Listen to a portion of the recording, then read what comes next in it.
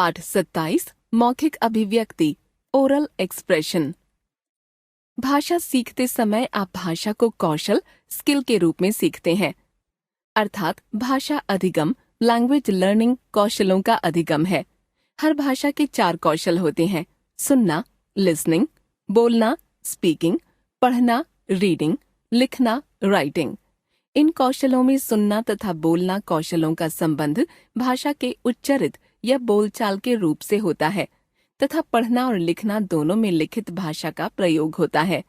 इसीलिए सुनना व बोलना मौखिक कौशल ओरल स्किल्स तथा लिखना व पढ़ना लिखित कौशल रिटन स्किल्स कहलाते हैं। भाषा के चारों कौशलों को अलग अलग कैसे विकसित करें, अब हम इसकी चर्चा करेंगे। श्रवण कौशल के विकास की विधि। श्रवण कौशलों को विकसित करने के लिए उचित होगा कि प्रारंभ में छात्रों को सरल कथन या वार्तालाप, चुटकुले, हास्य प्रसंग, देखे हुए नाटक, देखी हुई फिल्मों की कहानी सुनाएं। बाद में सरल गद्यांश, कविताएं आदि ली जा सकती हैं। जो भी सामग्री सुनाई जा रही है उससे संबंधित लघु प्रश्न तैयार कर लें। ध्यान रखें, प्रश्न इस तरह के होने चाहिए कि छात्र एक शब्द या वाक्यांश में ही उनके उत्तर दे सकें। यहाँ हम केवल एक चुटकुला और एक संवाद उदाहरण के रूप में ले रहे हैं। चुटकुले। पापा, प्रियंका, तुम्हारे गणित में इतने कम नंबर क्यों आए? प्रियंका, गैर हाजिरी के कारण। क्या तुम गणित की परीक्षा देने नहीं गई थी? नहीं पापा, मैं तो गई थी, मेरे बगल में बैठने वाली लड़की गैर हाजिर थी। अब इस तरह के कुछ प्रश्न पूछे जा सकते हैं। प्रश्न 1, पापा ने प्रियंका से क्या पूछा? 2, प्रियंका ने क्या उत्तर दिया? 3, गैर हाजिर का क्या अर्थ है? 4, क्या प्रियंका गणित की परीक्षा के दिन गैर हाजिर थी? 5, गणित की परीक्षा के दिन कौन गैर हाजिर थी? 6, प्रियंका के अंतिम उत्तर का क्या आशय है? इसी तरह के अन्य चुटकुले छात्रों को सुनाएं। वार्तालाप। मदन, हेलो सोहन, कैसे हो? सोहन, ठीक हूँ, तुम कैसे हो? बहुत दिनों बाद याद आई। हाँ, कहीं बाहर गया हुआ था। अच्छा यह बताओ, क्या कल तुम्हारी छुट्टी है? हाँ मदन, कल तो छुट्टी का दिन है, मस्ती करूंगा। तो कल फिल्म देखने चलें? हाँ चल सकते हैं। कौन सी फिल्म? 3 इडियट्स, सुना है बहुत अच्छी है। ठीक है, फिल्म कितने बजे शुरू होगी? दोपहर 12:30 बजे। कैसे चलेंगे? कार से चलेंगे, मैं तुम्हें 12 बजे तुम्हारे घर से ले लूंगा। और टिकट? ऑनलाइन बुक कर लेंगे। ठीक है, कल मिलते हैं, बाय। बाय। इस वार्तालाप को सुनाकर निम्नलिखित प्रकार के लघु उत्तरात्मक प्रश्न पूछे जा सकते हैं। प्रश्न 1, किन लोगों के बीच बात हो रही है? 2, मदन और सोहन के बीच क्या संबंध हो सकता है? 3, दोनों के बीच बातचीत कैसे हो रही है? 4, बहुत दिनों बाद याद आई कथन से मदन का क्या तात्पर्य है? 5, वाक्य को पूरा करो, कहीं बाहर गया हुआ था। 6, मदन सोहन को कहाँ ले जाना चाहता था? 7, दोनों कौन सी फिल्म देखना चाहते हैं? 8, उन दोनों ने कौन सा शो देखना तय किया? 9, फिल्म देखने दोनों कैसे जाएंगे? इस बात का पता मदन के किस उत्तर से लगता है? 10, टिकट की व्यवस्था कौन करेगा? वार्तालाप उच्चारण। जो वार्तालाप श्रवण कौशल के लिए प्रयोग में लाए गए थे उन सभी का छात्रों को पात्र बनाकर उच्चारण का अभ्यास कराएं। वार्तालापों के अभ्यास से विभिन्न संदर्भों में कैसे बातचीत की जाती है छात्र यह समझ सकेंगे।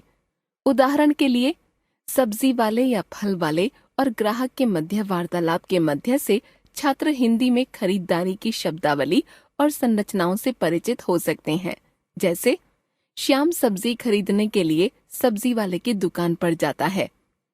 सब्जी वाला, आइए बाबूजी, बताइए क्या क्या चाहिए?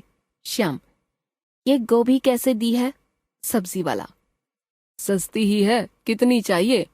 श्याम, पहले भाव तो बताओ। सब्जी वाला, 35 रुपये किलो। श्याम, इतनी महंगी, यह तो बहुत महंगी है।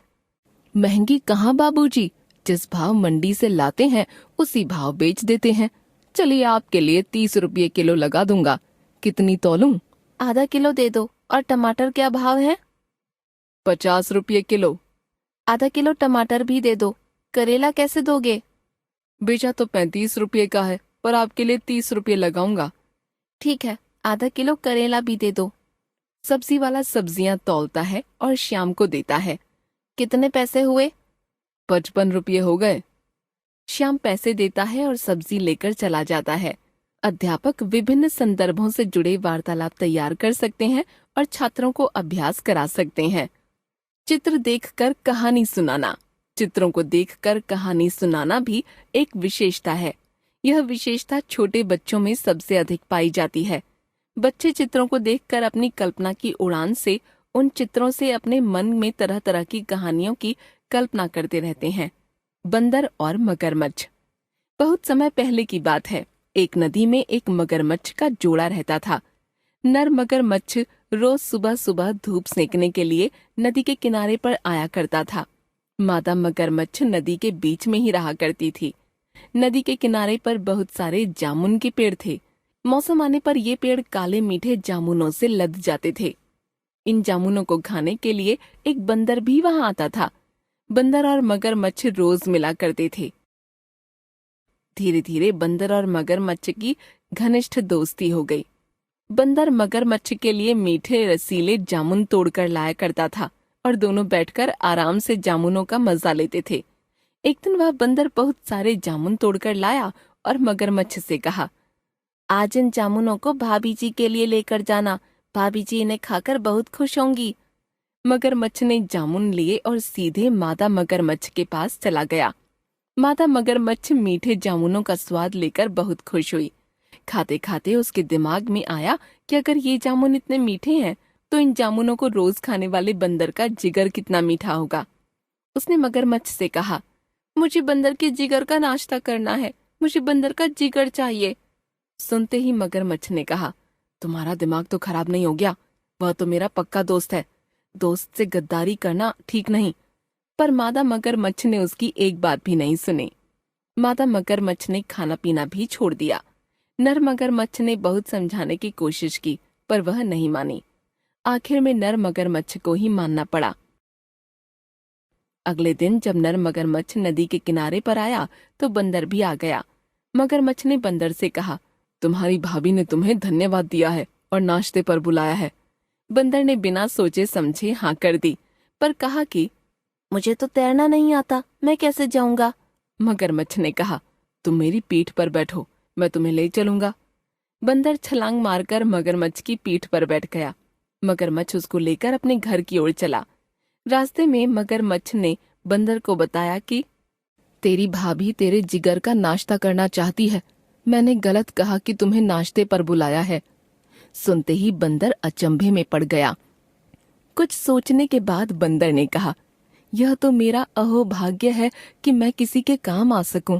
आपने यह बात मुझे पहले नहीं बताई। मैं अपना दिल सुरक्षा के तौर पर जामुन के पेड़ पर टांग कर आता हूँ। आप कहते तो उसे साथ लेते आता।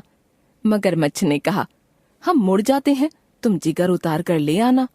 बंदर ने कहा, ठीक है। जैसे ही मगरमच्छ किनारे पर पहुंचा, बंदर ने छलांग मारी और पेड़ पर चढ़ गया। ऊपर टहनी पर बैठकर बोला, अरे मूर्ख, कोई बगैर जिगर के भी जी सकता है। जैसे तुमने मुझे मूर्ख बनाया था वैसे ही मैंने तुम्हें मूर्ख बनाया। अब जाओ, फिर कभी लौट के यहाँ मत आना।